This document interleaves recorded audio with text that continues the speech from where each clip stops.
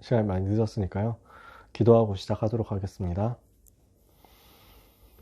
하나님 감사합니다. 우리가 전도요원 훈련으로 이 시간에 말씀을 따라갑니다. 마음에, 생각에, 영혼에 복음이 말씀으로 담기게 하여 주시옵시고, 전도가 우리의 소원 속에 가장 중심으로 담기도록 역사하여 주시옵소서. 어떻게 해야 우리가 복음 전할 수 있겠습니까? 생명 살리는 전도자의 여정이 시작되도록 237 나라 앞에 보좌의 능력 전달하는 제자의 삶을 살게 하여 주시옵소서. 바로 이 밤에 하나님의 성령의 충만한 역사가 우리 각자에게 임하게 하여 주시옵소서. 예수 그리스도의 이름으로 기도합니다. 아멘. 네, 여러분 반갑습니다. EBS 기초훈련 16강 차례입니다. 예수님의 전도 계획 중에서 순종에 대해서 우리가 말씀을 같이 나누겠습니다.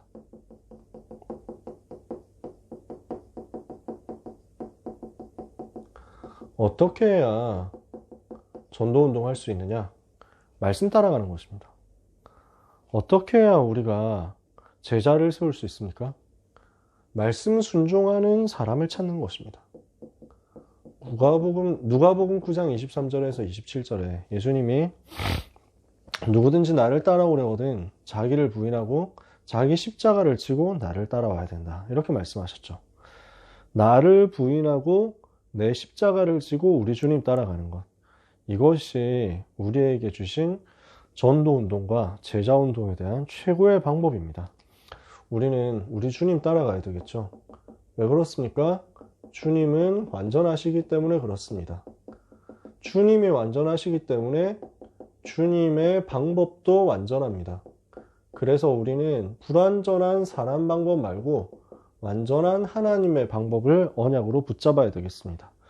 주님은 완전하시기 때문에 주님의 계획도 완전하시고요. 그리고 그 주님이 우리에 대해서 가지고 계신 계획도 완전합니다. 그래서 우리에 대해서 주님은 완벽하게 계획을 해놓고 우리를 부르신 거죠. 처음 부르실 때부터 완전한 계획을 가지고 우리를 부르셨어요. 우리를 통해서 완전 승리하도록 하실 것을 처음 부르실 때부터 계획하셨고요. 구원받은 자를 위해서 내세까지 준비하셨어요. 그러니까 우리의 삶에서 하나님은 모든 것을 완벽하게 만들어 놓으셨단 말이에요. 이 땅 사는 동안 하나님의 나라를 확장하는 것. 이것이 우리의 삶의 목표입니다. 우리는 우리 개인에 대해서 염려할 것이 없습니다. 우리 개인의 인생에 대해서 고민할 부분이 없습니다. 하나님은 완벽하게 다 계획해 놓으셨고 그 계획한 것을 지금도 이루어가고 계시기 때문입니다. 그래서 그 완벽한 계획을 인정한다면 우리는 순종할 수밖에 없습니다. 주님은 우리에게 순종을 요구하시죠. 그래서 주님은 우리 보고 때때로 내 머리로 이해가 안 되는 것을 맡기시기도 하거든요. 시키시기도 한단 말이에요. 내가 봤을 때 이건 아니다. 그럴 때가 있어요. 그걸 하나님이 요구하신다니까요. 왜 그러냐? 나의 지성보다 주님의 계획에 더 의존하라는 거죠. 주님의 명령에 더 의존해라 이겁니다. 내 계획을 고집하는 것 말고 우리는 주로 이런 것 가지고 있거든요. 내가 뭔가 계획해 놓고 이걸 가지고 반드시 지켜야 된다 이렇게 생각한단 말이에요. 내 방법 고수하는 것. 우리는 주로 이런 경향들을 가지고 있단 말이죠. 내 계획이 맞고 내 방법이 맞고 내 경험이 맞다 이렇게 생각하잖아요. 이걸 뒤집어서 주님의 방법에 의존하는 것입니다. 이게 가장 빠른 길입니다. 이게 가장 쉬운 길입니다. 그래서 우리 주님은요, 나를 따라오라 이렇게 말씀하셨어요. 자기를 부인하고 자기 십자가를 지고 나를 따라와야 한다. 순종을 요구하시는 거죠. 그러면 순종은 언제 할 수 있습니까? 신뢰 속에서 할 수 있습니다. 우리가 주님을 신뢰한다면 순종이 가능합니다.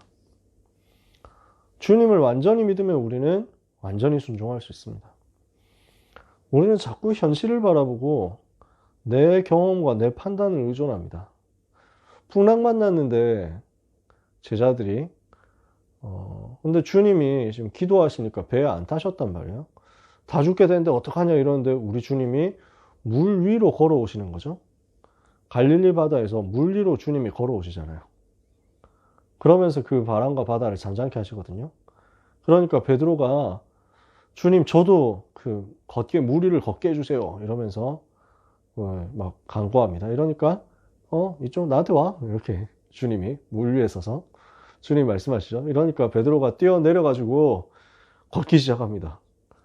말씀 붙잡고 시키는 대로 순종해가지고 걸어간단 말이에요. 근데 가다 보니까 어떻습니까? 현장이 보이거든. 현실이 보이거든. 눈에 보이는 게 커 보인단 말이에요. 잠깐 밑을 보니까 지금 바다 위에 있거든요. 아무래도 이건 너무 무섭단 말이에요. 내가 빠지면 어떡하지? 하는 순간 빠져버려요. 주님 바라보고 가야 되는데 우리는 자꾸 현실 바라보죠. 주님이 와라 라고 했으면 그 주님의 말씀을 의지하고 의존해야 되는데 우리는 그것보다 내 지성과 내 계획과 내 경험을 의존하죠. 그러는 순간 딱 빠져드는 겁니다. 그러니까 뭐 어포포 하잖아요. 살려주세요 하니까 주님이 붙잡아서 일으켜주죠. 왜 이렇게 믿음이 없냐 하면서 우리는 현실 바라보고 속습니다. 이거 뒤집고 우리 주님을 신뢰함으로 우리 주님께 순종하면요. 내 지성보다 완벽한 주님의 명령, 내 계획과 방법보다 완전한 주님의 방법이 나에게 성취돼서 오는 것입니다. 그러면 우리에게 주신 그 길이 무슨 길입니까? 십자가의 길이거든요. 십자가는 뭘 말합니까? 우리야 지금 십자가 하면은 우리 주님이 지신 그거, 나를 구원하신 거 이렇게 생각하지만 그 당시에 십자가라고 하면 죽음을 상징하는 거죠. 처형틀이잖아요. 지금이야 십자가 이렇게 해놓으면 예쁘게도 만들어 놓고 이러니까 되게 막 좋아 보인단 말이에요. 그 십자가 하면 뭐 얼마나 좀 액세서리도 많습니까? 그러니까 우리는 지금 봤을 때 십자가다 하면은 뭐 예쁘다, 근사하다 이렇게 생각 들 수 있는데 그 시대 사람들 십자가 보기만 해도 끔찍하단 말이에요. 저기에 못 박혀서 죽는다. 비참하거든요. 아주 끔찍한 처형이거든요. 근데 우리 주님이 자기가 십자가 지실 것을 지금 제자들이 모르잖아요. 그 제자들에게 말씀하시는 거예요. 자기 십자가를 지고 나를 따라와라. 그 말은 자기 십자가를 지고 따라간다는 말은 내가 못 박힐 그것을 짊어지고 간다는 거거든요. 그때 당시 십자가 그 처형 당한 사람들이 그랬어요. 자기가 못 박혀 죽을 그 십자가를 짊어지고 처형장으로 가는 겁니다. 내 십자가를 지고 따라간다, 주님 따라간다 라는 것은요, 내가 죽었다 그 말입니다. 그 말은 무슨 말이냐? 저는 이 말을 좋아하는데요. 주님의 주권에 내가 항복하는 것입니다. 내가 서렌더 하는 거예요. 그래서 랩런트를 혹시 그런 말 써봤습니까? 서렌 친다는 말 써봤습니까? 게임할 때 그런 얘기 하는데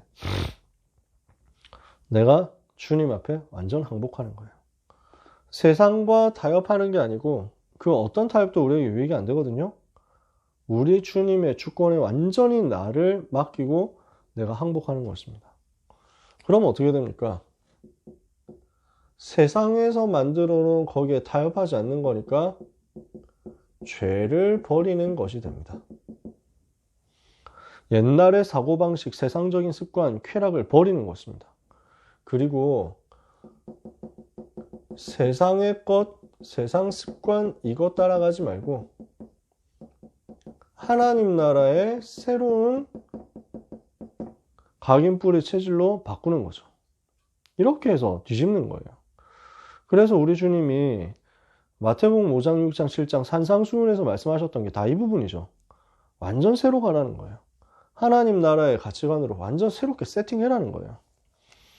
많은 사람들이 도중에 포기했습니다. 그러니까 주님이 그걸 알고 제자들한테 뭘 얘기하냐면 부모 형제도 포기해라. 처자도 포기해라. 가족들 다 버리라는 거예요. 재물도 버려라. 그 말은 무슨 말입니까? 다 버리고 다 없애고 가난해져야만 따라올 수 있다. 인정사정 안 봐야 따라올 수 있다. 그 말이 아니라요. 진짜 가치 발견 제대로 했다는 얘기입니다. 진짜 가치 판단이 제대로 되어 있느냐라는 거예요. 정말 내가 죽었고 우리 주님의 주권에 완전히 항복하느냐 그 말이에요. 그래서 지난번에 말씀하셨잖아요. 선생님 제가 장례를 지내고 와서 부모님 돌아가셨으니까 아버지 돌아가셨으니까 아버지 장례를 지내고 와서 선생님 따르겠습니다. 이러니까 죽은 자들은 죽은 자들이 장사하도록 하고 너는 나를 따라와라 라고 말씀하신단 말이에요. 인간미도 없이 장례도 지내지 말라는 말이 아니라 뭐가 지금 시급하냐 깨달으라는 거죠. 뭐가 지금 중요하냐 깨달으라는 거죠. 이거는 결코 가벼운 선택이 아닙니다. 우리가 그냥 대충 생각해가지고 심심한데 주님이나 따라가 볼까? 제자나 해볼까? 이게 아닙니다.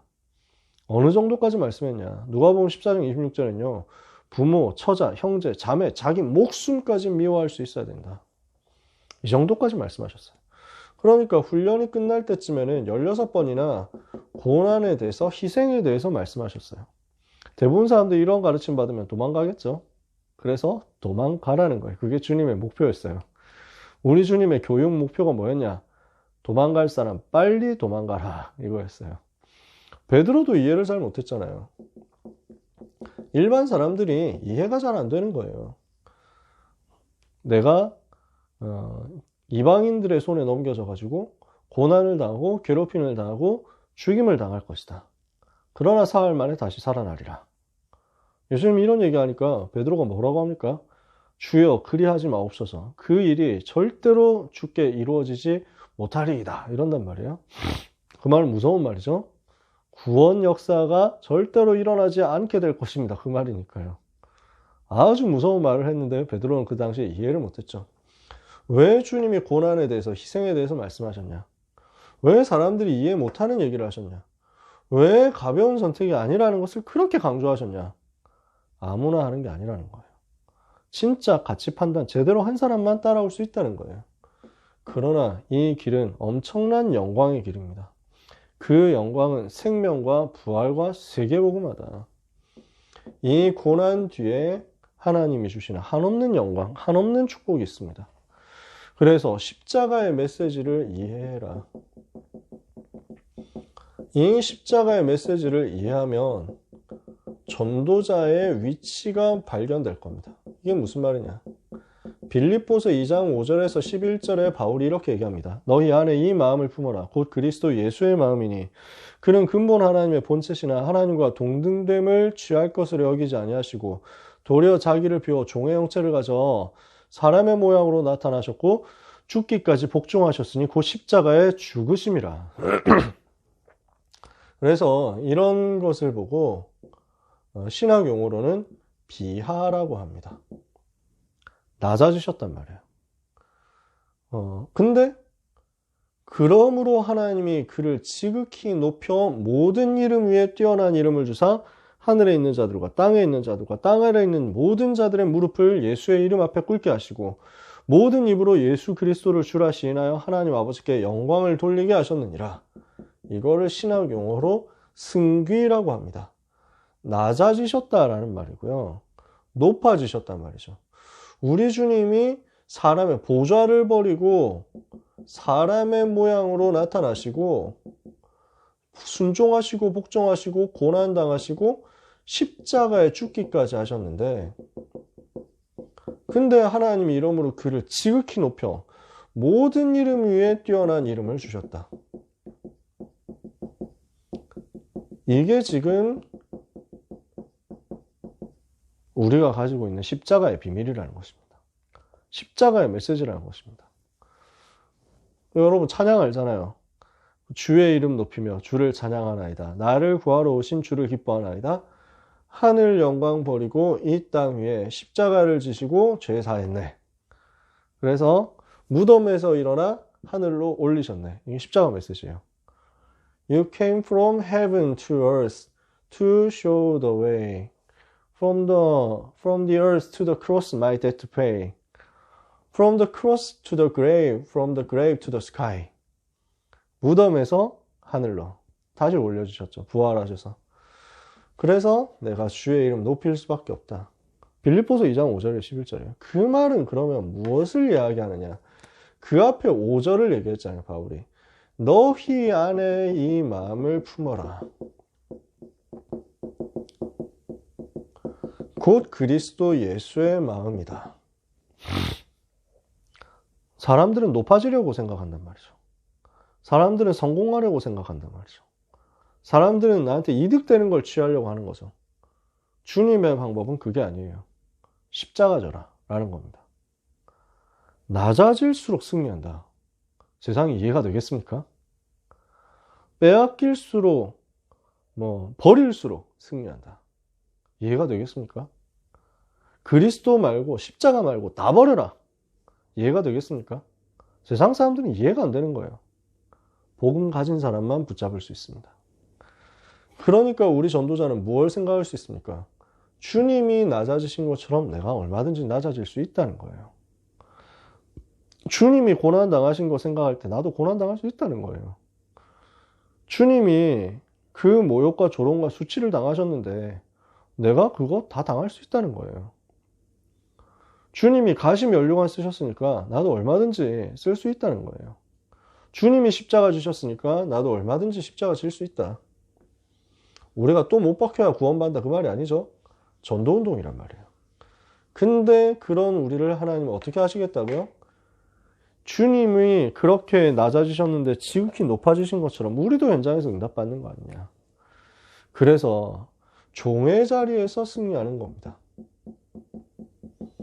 이게 주님의 방법입니다. 세상 사람들이 이해가 안 되겠죠.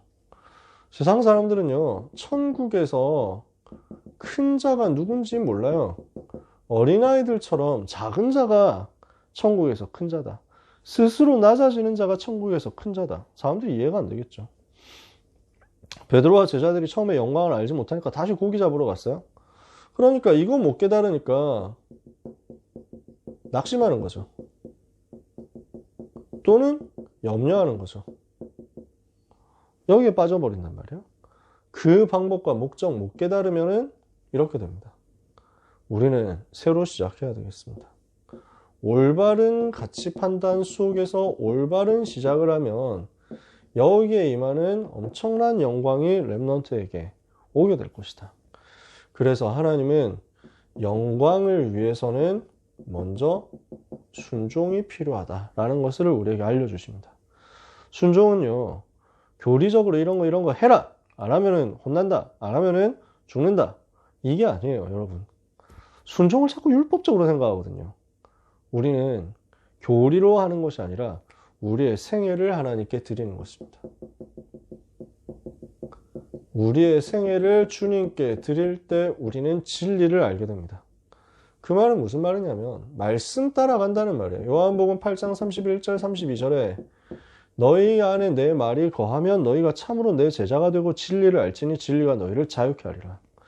그래서 요한복음 14장 15절에서 또 15절과 21절을 보면 너희가 나를 사랑하면 나의 계명을 지키리라.